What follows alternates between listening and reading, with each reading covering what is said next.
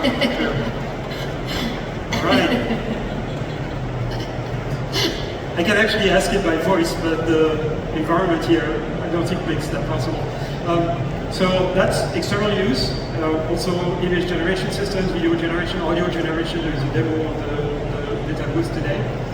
Then internally there is a system called MetaMate, which basically has been fine-tuned with all the internal knowledge base and data at Meta. So you can ask MetaMate any question about the company and it will tell you, it will help you in the daily life, so it's very useful for employees.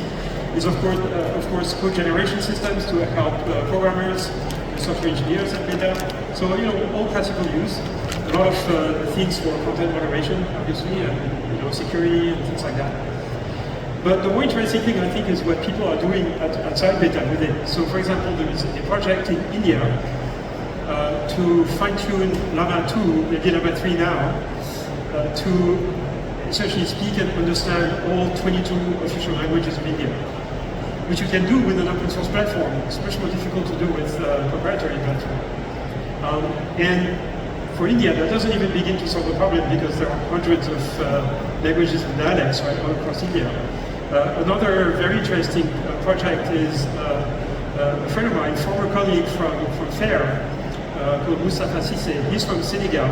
So he went back to Africa a few years ago, and last year he created a startup called Kara Health.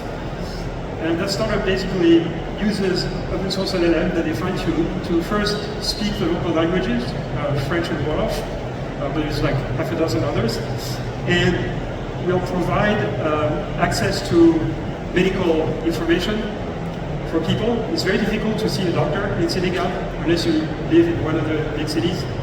There's only 5 doctors for 100,000 inhabitants, so it's you need AI to help people get access to information. It's not just about health; it's also about agriculture and just everyday life.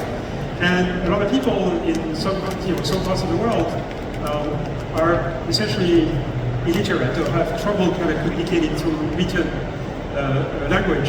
And so having AI systems that can communicate by voice in their local dialect, I think, would give access to technology to a lot of people who currently don't have access.